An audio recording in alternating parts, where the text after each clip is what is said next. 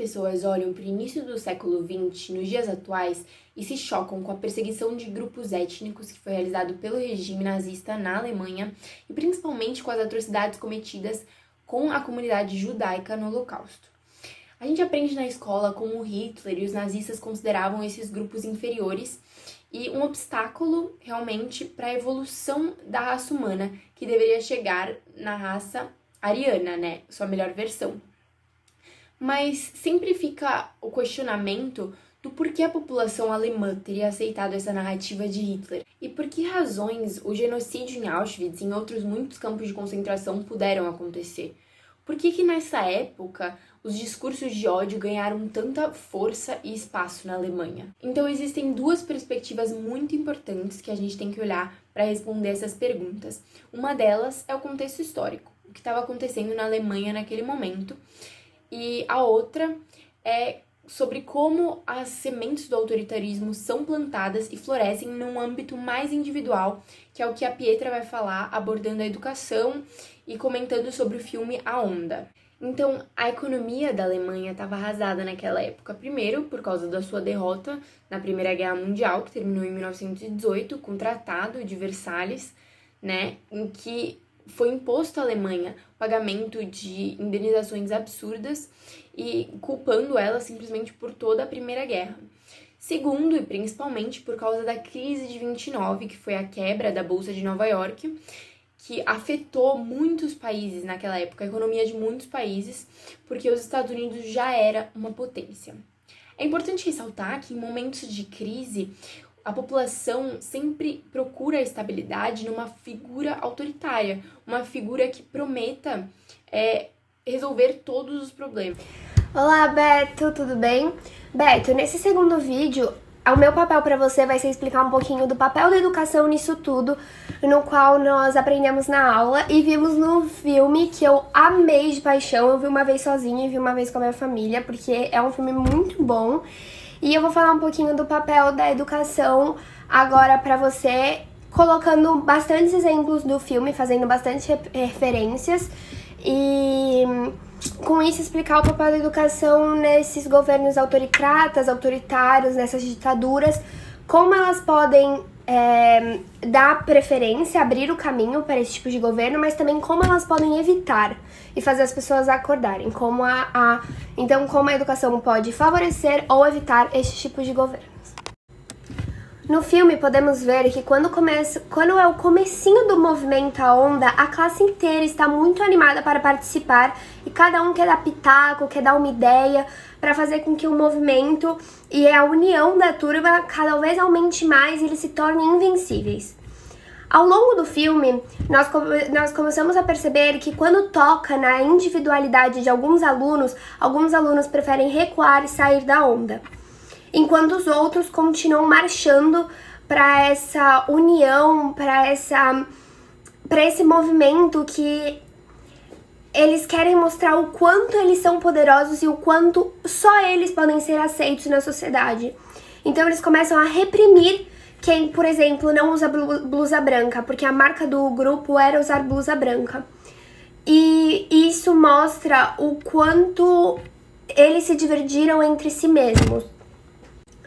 Vou separar dois casos e personagens importantes nesse filme para tentar explicar como a educação, ao mesmo tempo que pode mexer muito com a cabeça de alguém e fazer ela acreditar muito nas ditaduras e ao mesmo tempo fazer outras pessoas descobrirem a própria individualidade e lutar contra a ditadura.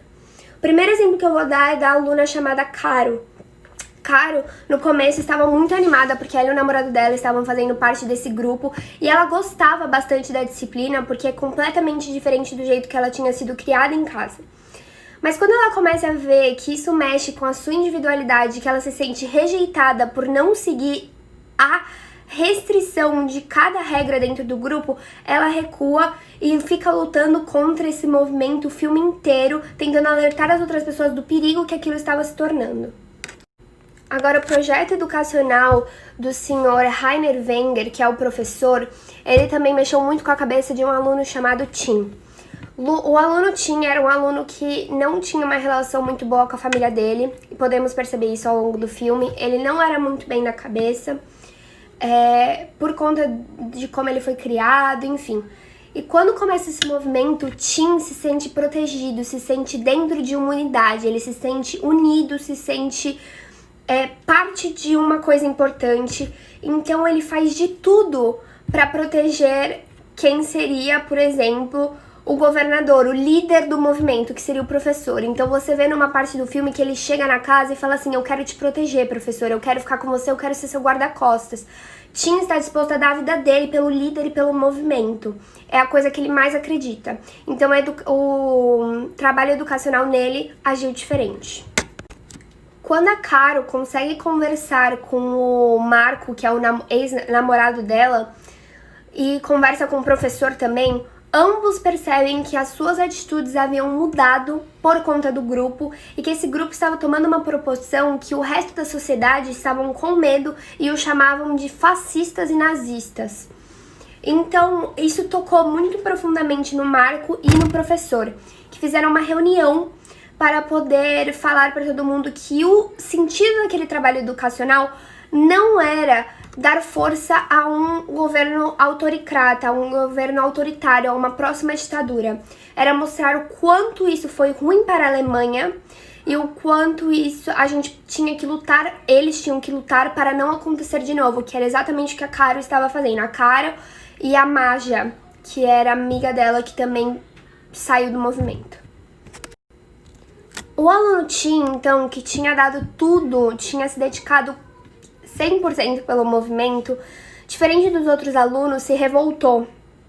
Ele não acreditava que aquilo tinha acabado e ele achava que o líder, que a pessoa que ele mais admirava, mais tinha respeito, que tinha personalidade autoricrata, que era o professor Heiner Wenger para o Tim, tinha traído ele na sua cabeça.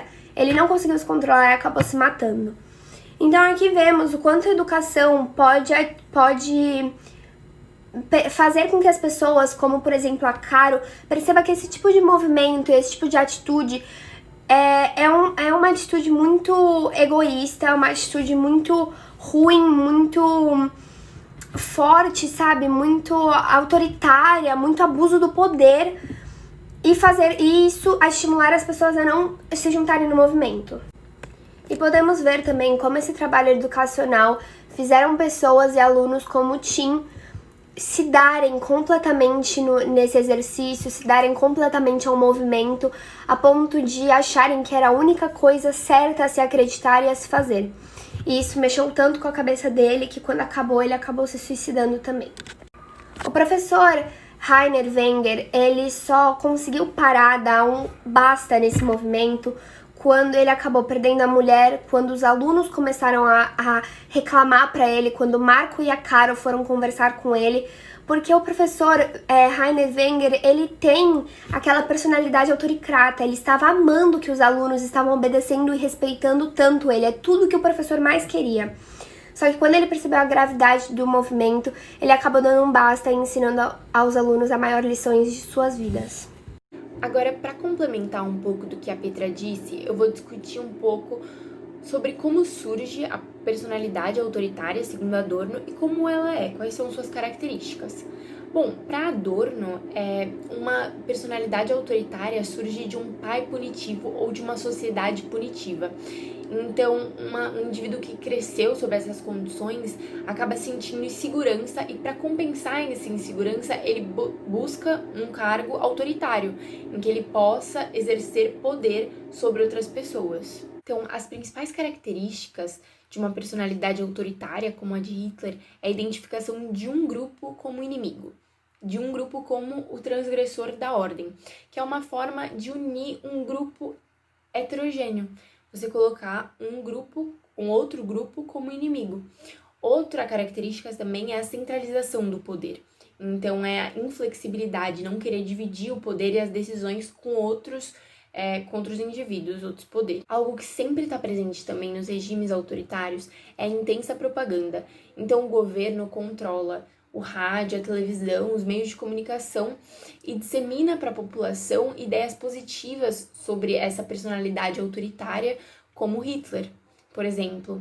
e essa figura se torna, a partir disso, muito popular. Então eu queria finalizar o trabalho discutindo sobre como a educação pode evitar que novos regimes autoritários apareçam, como a educação deve ser para que isso não aconteça novamente, para que Auschwitz não aconteça novamente, ou o Holocausto em geral. Essa nova educação deve, acima de tudo, estimular a crítica nos alunos, justamente porque a razão iluminista que veio antes, ao não aceitar o lado emocional do ser humano, criou regimes absolutamente cruéis. O regime de Hitler era, acima de tudo, racional. Ele tomava decisões baseado em sua razão. Os judeus, para ele, tinham que morrer porque eram uma raça inferior. Isso foi uma conclusão lógica para ele. Mas como Nietzsche diz também, o excesso da racionalidade libera forças destrutivas. Então esse é o primeiro ponto que tem que... A educação deve permitir, a partir de agora, que os alunos concordem ou discordem com as ideias que estão sendo apresentadas para eles, colocando seus próprios argumentos. Ela deve permitir, acima de tudo, o viver discordando, porque as ideias opostas são a base da sociedade democrática, que através da política, através da discussão, chegam a um consenso. Na verdade, a opinião contrária, a crítica, não é prejudicial como os governos autoritários querem que a população acredite. Elas são boas para a construção de um novo pensamento. Mudar de opinião é uma coisa que não deve ser vista com maus olhos, mas a verdade deve ser considerada positiva. Então é isso, professor. Espero que tenha gostado do nosso trabalho. Eu com certeza amei muito o filme, a Manu também. E é isso, viu? Beijo!